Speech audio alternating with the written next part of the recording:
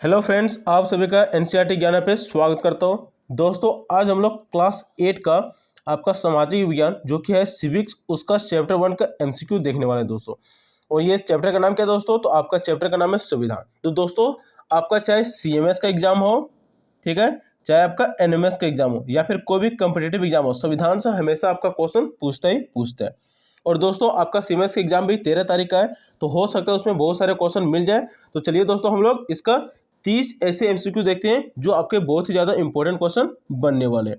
तो दोस्तों, आते हैं आपका पहला क्वेश्चन की ओर। तो पहला क्वेश्चन क्या बोला दोस्तों कि संविधान के निर्माण में कितना समय लगा। तो दोस्तों, आपको पता होना चाहिए जो हमारा संविधान है, संविधान के निर्माण में लगभग 2 वर्ष 11 महीने और 18 दिन का पूरा समय लगा था। ठीक है दोस्तों, तो कौन सा ऑप्शन हो जाएगा आपका? पहला का ऑप्शन नंबर हो जाएगा ए नंबर ऑप्शन। ठीक है, 2 वर्ष 11 महीने और 18 दिनों का समय लगा था।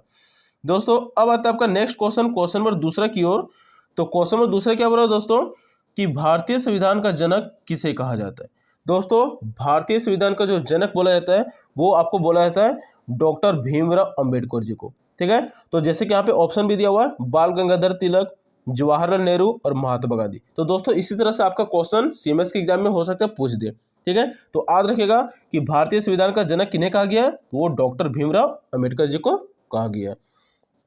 अब आता है आपका अगला क्वेश्चन, क्वेश्चन नंबर तीसरा की ओर। तो क्वेश्चन नंबर तीसरा क्या बोल रहा है दोस्तों कि विश्व का सबसे बड़ा व लिखित संविधान किस देश का है। तो दोस्तों, विश्व का सबसे बड़ा और लिखित संविधान अपना प्यारा भारत की है।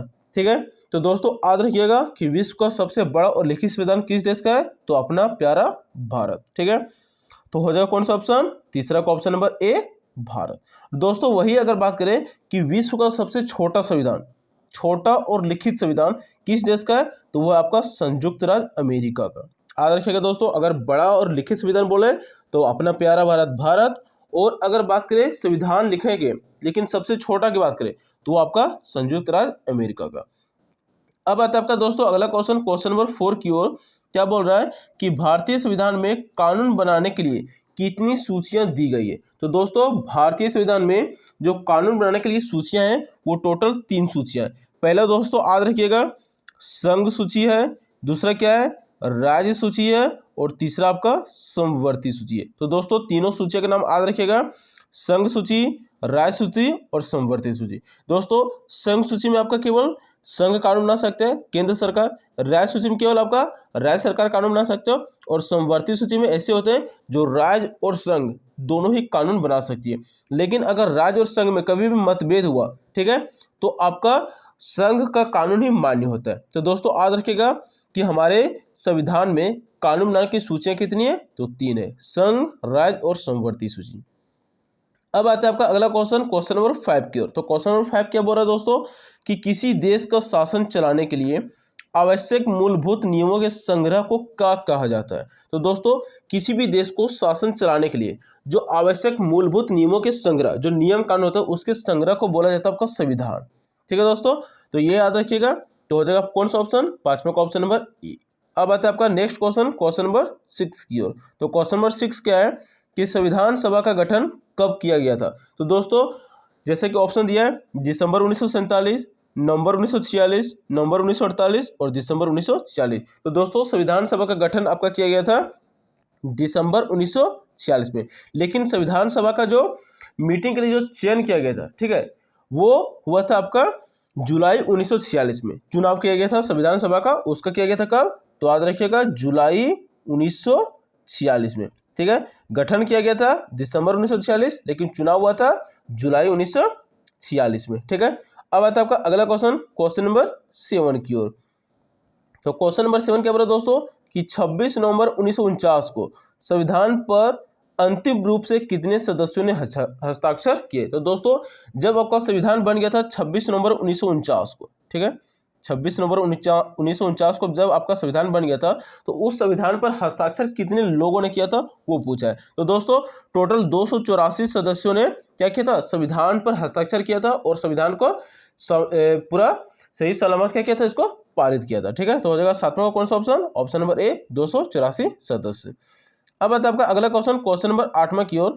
क्या बोला कि संघवाद का अर्थ क्या है। जैसे कि ऑप्शन क्या दिया दोस्तों कि देश में एक स्तर की सरकारें, दूसरा ऑप्शन क्या है कि देश में एक से अधिक स्तर की सरकारें, एकल सरकारें, या इनमें से सभी। तो दोस्तों याद रखिएगा कि संघवाद का अर्थ है यही कि देश में एक से अधिक स्तर की सरकारें काम करती है। दोस्तों भारत में भी 3 स्तर की सरकारें काम करती है। पहला करती है आपका केंद्र स्तरीय सरकार, दूसरा राज्य स्तरीय सरकार, और तीसरा आपका जो लोकल सरकारें काम करती है, ठीक है, जिसको बोलते हैं अधीनस्थ सरकारें। तो याद रखिएगा दोस्तों, केंद्र सरकार, राज्य सरकार, और तीसरा कौन सा हो गया आपका अधीनस्थ सरकारें। अब आता है आपका अगला क्वेश्चन, क्वेश्चन नंबर 9 की ओर। तो क्वेश्चन नंबर 9 क्या बोल रहा है दोस्तों कि भारत गणतंत्र कब बना था। तो दोस्तों ये तो आपको सबको पता होगा कि हम लोग 26 जनवरी को क्या मनाते हैं, आपका गणतंत्रता दिवस मनाते हैं। तो भारत गणतंत्र कब हुआ था, तो 26 जनवरी 1950 को, ठीक है। तो कौन सा ऑप्शन हो जाएगा, 9वां ऑप्शन नंबर हो जाएगा आपका पहला। अब आते हैं आपका क्वेश्चन नंबर 10 की ओर।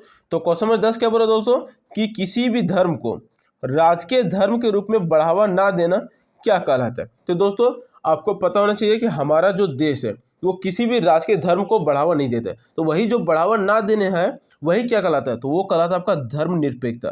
कहने का मतलब क्या है कि हमारा देश किसी भी धर्म को निरपेक्ष भाव से देखते हैं, ठीक है, किसी भी विशेष रूप से बढ़ावा उसको नहीं देता है, ठीक है। तो हो जाएगा 10वां का कौन सा ऑप्शन, ऑप्शन नंबर बी, धर्मनिरपेक्षता।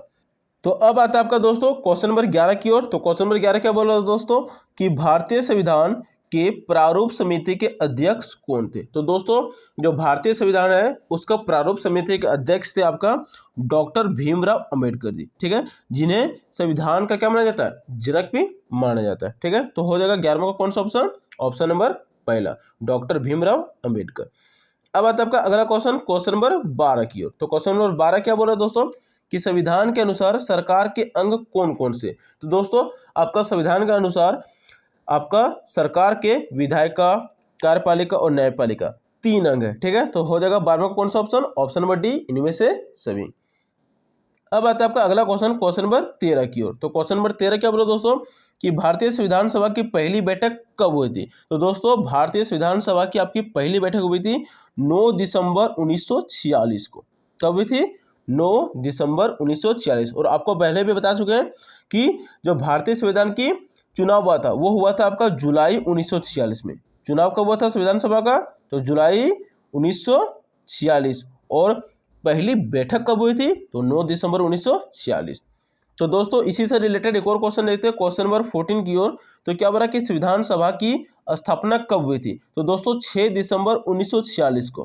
कब, 6 दिसंबर 1946 को संविधान सभा की क्या हुई थी, स्थापना हुई थी। याद रखिएगा संविधान सभा का चुनाव जुलाई 1946, संविधान सभा की स्थापना 6 दिसंबर 1946, और संविधान सभा की पहली जो मीटिंग हुई थी वो 9 दिसंबर 1946 को। तो तीनों डेट इंपॉर्टेंट है दोस्तों, इसको याद रखिएगा। अब आता है आपका अगला क्वेश्चन, क्वेश्चन नंबर 15 की ओर। तो क्वेश्चन नंबर 15 क्या बोल रहा है कि भारतीय संविधान के अनुसार मौलिक अधिकारों की संख्या कितनी है। तो दोस्तों भारतीय संविधान के अनुसार आपको और हम सभी को, भारत के प्रत्येक नागरिक को टोटल 6 मौलिक अधिकार मिले हैं, ठीक है दोस्तों। 6 मौलिक अधिकार क्या हो गया आपका, पहला है समानता का अधिकार, ठीक है दोस्तों, पहला कौन सा आपका समानता का अधिकार। दूसरा क्या आपका स्वतंत्रता का अधिकार है। तीसरा अगर बात करें तो तीसरा क्या आपका, तो शोषण के विरुद्ध अधिकार है आपका, ठीक है। चौथा क्या आपका, तो चौथा हो गया आपका धार्मिक स्वतंत्रता के खिलाफ अधिकार है, धार्मिक स्वतंत्रता का अधिकार, ठीक है। उसके बाद अगर पांचवा बात करें तो संवैधानिक और शैक्षणिक, ठीक है, आपका सांस्कृतिक और सांस्कृतिक और शैक्षणिक का अधिकार है। और छठा क्या है, तो आपका संवैधानिक उपचारों का अधिकार। तो ये टोटल कितना हो गया आपका, टोटल 6 मौलिक अधिकार है। तो याद रखिएगा 15 का कौन सा ऑप्शन हो जाएगा, ऑप्शन नंबर बी, कितने मौलिक अधिकार है, 6। अब बात करें question number next, question number 16 की ओर। तो क्वेश्चन नंबर 16 क्या बोला दोस्तों कि भारतीय संविधान के अध्यक्ष कौन थे। तो दोस्तों भारतीय संविधान के आपका अध्यक्ष थे राजेंद्र प्रसाद जी, जो कि भारत के प्रथम राष्ट्रपति भी बने, ठीक है। तो हो जाएगा 16 का कौन सा ऑप्शन, ऑप्शन नंबर सी। तो अब आता है आपका अगला क्वेश्चन दोस्तों, क्वेश्चन नंबर 17 की ओर। क्वेश्चन नंबर 17 क्या बोला दोस्तों कि संविधान की अंतरात्मा किसे कहा जाता है। तो दोस्तों जैसे कि ऑप्शन दिया, मौलिक अधिकार को, मौलिक कर्तव्य को, नीति निर्देशक तत्व को, या प्रस्तावना को। तो दोस्तों संविधान की अंतरात्मा आपका बोला जाता है मौलिक अधिकार को। वही अगर बात करें संविधान की आत्मा की, कि संविधान की आत्मा किसे कहते हैं, तो वो बोला जाता है आपका प्रस्तावना को। तो दोनों दो क्वेश्चन अंतर है दोस्तों, याद रखिएगा कि अगर बोले संविधान की अंतरात्मा तो आपका हो जाएगा मौलिक अधिकार। वही बोले संविधान की आत्मा, तो क्या हो जाएगा आपका प्रस्तावना। ठीक है, अब आता है आपका अगला क्वेश्चन, क्वेश्चन नंबर 18 की ओर। तो क्वेश्चन नंबर 18 क्या बोल रहा है कि भारत में कौन सी शासन प्रणाली अपनाई गई है। तो दोस्तों भारत में आपका संसदीय शासन प्रणाली को अपनाया गया। ठीक है, भारत क्या है, भारत में संसद है। ठीक है, और संसद मिलकर किससे बना है, तो संसद आपका लोकसभा, राज्यसभा और प्लस राष्ट्रपति जो कि प्रेसिडेंट है, तो ये तीनों से मिलकर आपका क्या बना, आपका संसद का निर्माण हुआ है। ठीक है, तो यही क्वेश्चन पूछ रहा है कि भारत में कौन सी शासन प्रणाली अपनाई गई है, तो वो आपका संसदीय शासन प्रणाली। अब आता है आपका अगला क्वेश्चन, क्वेश्चन नंबर 19 की ओर। तो क्वेश्चन नंबर 19 क्या है कि कार्यपालिका की शक्ति किसके हाथों में निहित होती है। तो दोस्तों कार्यपालिका की जो शक्ति होती है वो आपका मंत्रिमंडल में निहित होती है। ठीक है, जो मंत्रिमंडल होता है वही कार्यपालिका की शक्ति होता है। ठीक है, तो 19 को कौन सा हो जाएगा आपका, 19 का ऑप्शन नंबर ए। अब बात करें क्वेश्चन नंबर 20 की ओर। तो क्वेश्चन नंबर 20 क्या बोला दोस्तों कि कार्यपालिका को शक्ति किससे मिलती है। जो आपका कार्यपालिका है उसको आखिर शक्ति कहाँ से मिलती है, तो दोस्तों कार्यपालिका को शक्ति विधायिका से मिलती है। ठीक है, किससे मिलती है, आपका विधायिका से। विधायिका जो नियम बनाती है उसी के तहत आपका कार्यपालिका क्या करती है, आपका काम करते हैं। तो याद रखिएगा कार्यपालिका को शक्ति कहाँ से मिलती है, तो विधायिका से। ठीक है, और सरकार का कौन कौन सा अंग था, तो विधायिका है, कार्यपालिका है और कौन सा है आपका न्यायपालिका। ठीक है, अब आता है आपका अगला क्वेश्चन, क्वेश्चन नंबर 21 की ओर। तो क्वेश्चन नंबर 21 क्या बोल रहा है कि केंद्र स्तर पर कार्यपालिका का संवैधानिक अध्यक्ष कौन होता है। तो दोस्तों कार्यपालिका का आपका संवैधानिक अध्यक्ष कौन होता है, तो वो आपका होता है राष्ट्रपति। कौन होता है, राष्ट्रपति। तो 21 को कौन सा हो जाएगा ऑप्शन, ऑप्शन नंबर सी। भले ही सारे काम आपका प्रधानमंत्री और मंत्री परिषद करता है कार्यपालिका का, लेकिन जो संवैधानिक अध्यक्ष होता है वो कौन होता है, आपका राष्ट्रपति। ठीक है दोस्तों, अब आता है आपका नेक्स्ट क्वेश्चन, क्वेश्चन नंबर 22 की ओर। तो क्वेश्चन नंबर 22 क्या बोल रहा है कि मंत्री परिषद का अध्यक्ष कौन होता है। तो दोस्तों मंत्री परिषद का जो अध्यक्ष होते हैं वो होता है आपका प्रधानमंत्री। तो 22 का ऑप्शन नंबर हो जाएगा ऑप्शन नंबर सी, प्रधानमंत्री। अब आता है आपका अगला क्वेश्चन, क्वेश्चन नंबर 23 की ओर। तो क्वेश्चन नंबर 23 क्या बोल रहा है कि मंत्री परिषद किसके प्रति उत्तरदायी होती है। तो दोस्तों याद रखिएगा कि लोकसभा का ही मंत्री परिषद होता है। ठीक है, और मंत्री परिषद जो भी जवाबदारी होती है वो होती है लोकसभा के प्रति।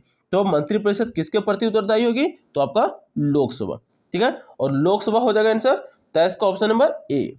अब आते हैं नेक्स्ट क्वेश्चन, क्वेश्चन नंबर 24 की ओर। तो क्वेश्चन नंबर 24 क्या बोल रहा है कि उच्चतम न्यायालय और उच्च न्यायालय के न्यायाधीशों की नियुक्ति कौन करते हैं। तो दोस्तों उच्चतम न्यायालय और उच्च न्यायालय के जो न्यायाधीशों की नियुक्ति है वो करते हैं आपका राष्ट्रपति। कौन करते हैं, आपका ऑप्शन नंबर सी, राष्ट्रपति। तो अब आता है आपका नेक्स्ट क्वेश्चन दोस्तों, क्वेश्चन नंबर 25 की ओर। तो क्वेश्चन नंबर 25 क्या बोल रहा है कि उच्चतम न्यायालय एवं उच्च न्यायालय के न्यायाधीशों को कैसे हटाया जा सकता है उनके पद से। तो दोस्तों उच्चतम न्यायालय हो चाहे उच्च न्यायालय, उसके न्यायाधीशों की नियुक्ति कौन करता है, यह भी हम लोग पहले देखे थे कि राष्ट्रपति करता है। लेकिन उसके पद से राष्ट्रपति उसको नहीं हटा सकता, तो उसको हटाया कैसे जा सकता है, तो उसको महाभियोग लगाकर हटाया जा सकता है। तो दोस्तों महाभियोग क्या होता है कि उसके खिलाफ लोकसभा में बिल लाया जाता है उसको हटाने के लिए। उच्चतम न्यायालय है या उच्च न्यायालय, उसके न्यायाधीश को हटाने के लिए बिल लाया जाता है और वहां पे बिल पास हो जाएगा तो उच्चतम न्यायालय के न्यायाधीश को क्या करते हैं, हटा दिया जाता है। तो याद रखिएगा किससे हटाया जा सकता है, तो महाभियोग लगाकर। और इसी प्रकार से प्रधानमंत्री को भी और राष्ट्रपति को भी हटाया जा सकता है। ठीक है, अब आता है आपका अगला क्वेश्चन, क्वेश्चन नंबर 26 की ओर। तो क्वेश्चन नंबर 26 क्या बोला दोस्तों कि संविधान के किस भाग में मौलिक अधिकार का वर्णन है। तो दोस्तों अभी हम लोग पढ़े थे कि मौलिक अधिकार आपका कितना है, तो आपका मौलिक अधिकार कितना है 6। लेकिन संविधान के किस भाग में, तो टोटल वो भाग 3 में, जिसमें से आर्टिकल 12 से लेकर कितना 28 और आर्टिकल सॉरी दोस्तों 12 से लेकर 30 और आर्टिकल 32 से लेकर 35 तक के बीच में आपका मौलिक अधिकार का वर्णन है। तो याद रखिएगा आर्टिकल कितना 12 से 30 और 32 से 35 किस भाग में, तो भाग 3 में। ठीक है, अब आता है आपका अगला क्वेश्चन, क्वेश्चन नंबर 27 की ओर। क्वेश्चन नंबर 27 क्या बोल रहा है दोस्तों कि संपत्ति के अधिकार को किस संविधान संशोधन द्वारा हटाया गया था। तो दोस्तों संपत्ति, पहले मौलिक अधिकार में टोटल 7 अधिकार थे। ठीक है, टोटल कितना थे पहले 7, लेकिन जब संपत्ति का अधिकार को हटाया गया तो बच गया आपका कितना मौलिक अधिकार 6 बच गया। तो वही बोल रहा है कि संपत्ति के अधिकार को किस संविधान संशोधन द्वारा हटाया गया था। तो दोस्तों वो हटाया गया था आपका 44वां संविधान संशोधन द्वारा 1978 में। तो डेट याद रखिएगा दोस्तों कब हटाया गया था 1978। और कौन सा संविधान संशोधन, तो 44वां संविधान संशोधन। अब आता है आपका अगला क्वेश्चन, क्वेश्चन नंबर 28 की ओर। तो क्वेश्चन नंबर 28 क्या बोल रहा है कि संविधान में वर्णित कितने मौलिक कर्तव्य। दोस्तों मौलिक अधिकार तो आपका 6 है, लेकिन मौलिक कर्तव्य आपका कितना है, तो मौलिक कर्तव्य की संख्या आपका 11 है। ठीक है, अब आता है आपका नेक्स्ट क्वेश्चन, क्वेश्चन नंबर 29 की ओर। तो क्वेश्चन नंबर 29 क्या बोला दोस्तों कि धर्मनिरपेक्षता का शाब्दिक अर्थ क्या है। तो दोस्तों धर्मनिरपेक्षता का अर्थ होता है कि किसी भी धर्म के प्रति निरपेक्ष भाव रखना। ठीक है, तो ऑप्शन नंबर कौन सा हो जाएगा, ऑप्शन नंबर डी, धर्म के प्रति निरपेक्ष भाव रखना। ऐसा नहीं कि किसी भी धर्म को मान्यता दे देना। ठीक है, अब आता है आपका नेक्स्ट क्वेश्चन, क्वेश्चन नंबर 30 की ओर। तो क्वेश्चन नंबर 30 क्या बोला दोस्तों कि मानवाधिकार दिवस कब मनाया जाता है। तो दोस्तों मानवाधिकार दिवस आपका 10 दिसंबर को मनाया जाता है। तो दोस्तों ये था आपका 30 MCQ। आप हमें कमेंट में करके बता सकते हैं कि आपको ये टॉपिक कैसा लगा और आप कौन से टॉपिक पर वीडियो चाहते हैं। दोस्तों आप अगर चैनल पर नए हैं तो चैनल को सब्सक्राइब करना ना भूलें, क्योंकि आपके सब्सक्राइब करने से हमें मोटिवेट मिलता है। और आप कमेंट जरूर करें कि आपको टॉपिक कैसा लगा और आप कौन टॉपिक पे वीडियो चाहते हैं। तो अभी के लिए इतना है, मिलते हैं आपके नेक्स्ट वीडियो में।